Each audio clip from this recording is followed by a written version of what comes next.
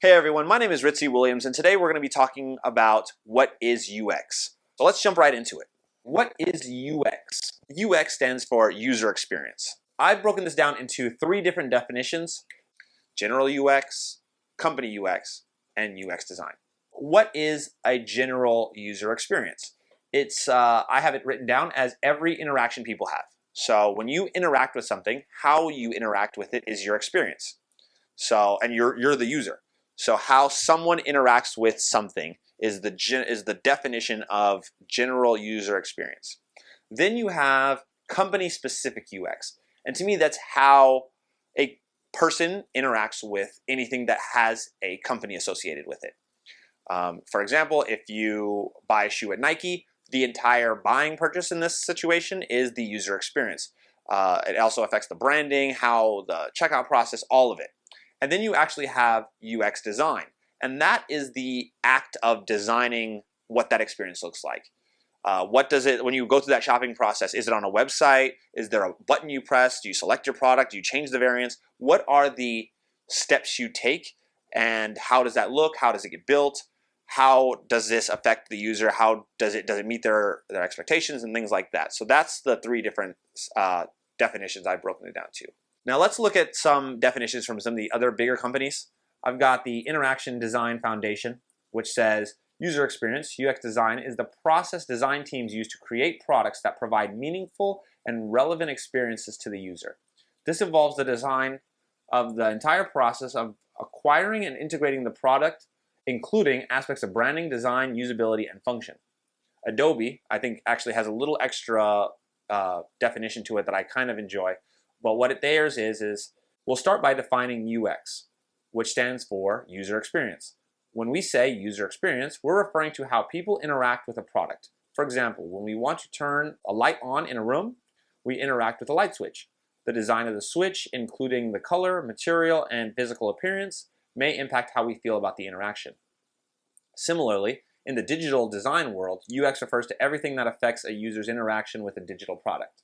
When people use a product, they usually evaluate their experiences according to the following criteria. Value. Does this product give me value? Function. Does this product work? Usability. Is it easy to use? General impressions. Is it pleasant to use? And I thought both of those were really good definitions of what UX is, but hearing UX design and knowing what UX design is are two different things. When you're an actual UX designer, you have deliverables, you have tasks, you have things you actually do. Let's go into that. Now, first, let's define what what a UX designer is. There's actually different disciplinary actions you can do within UX design, or even different names for doing very similar work, such as product designer, interaction designer, visual designer.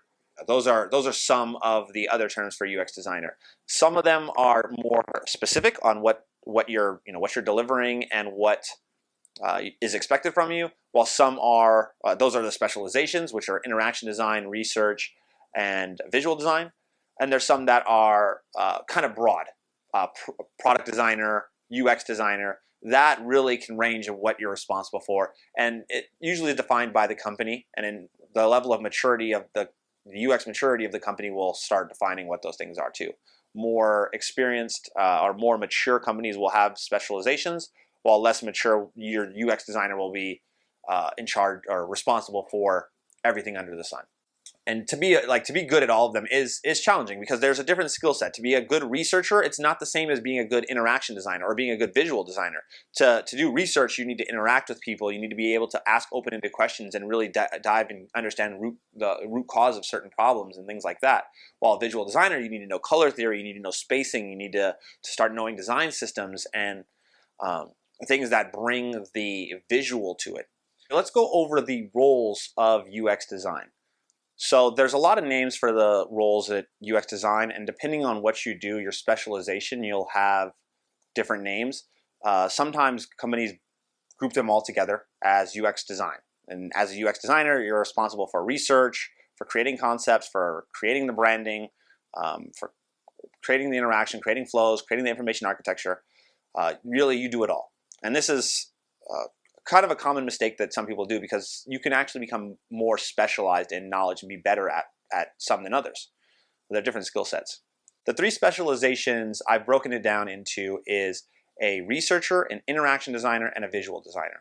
A researcher is in charge of basically understanding the context behind what's going on, getting to the root cause, understanding the problem, understanding the users, understanding the expectations, and really just kind of providing that understanding to everyone so that they can help proceed forward. Some of these tasks include user interviews, observations, shadowing users, and analytic analysis.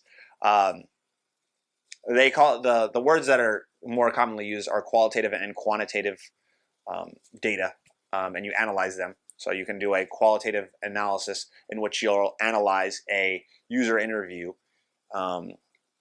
You might break it down into an empathy map and use affinity maps to consolidate some of that information and find like patterns and themes.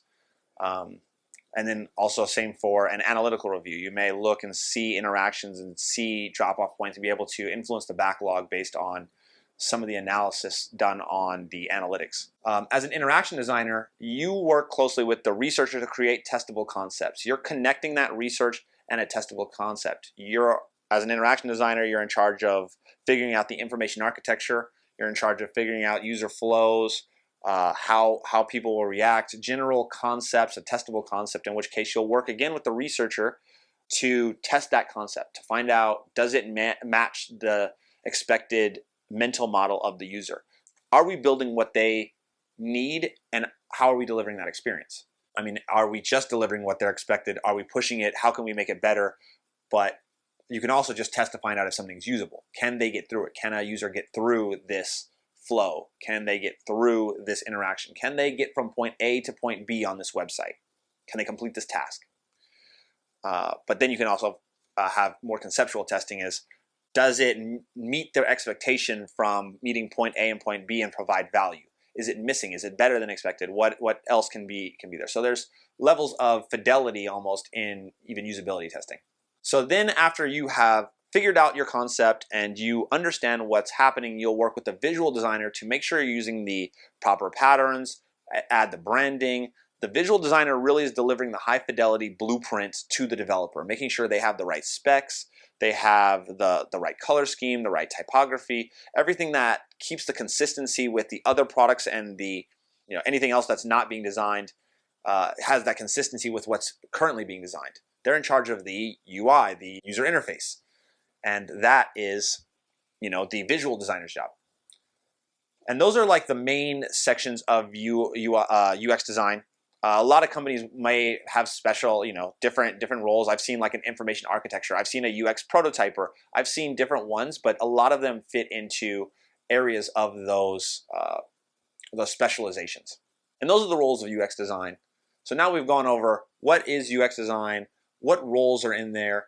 In another video, I'll cover some of the deliverables and show you guys what some of these things actually look like. So stay tuned, subscribe to see that, and I will talk to you guys later.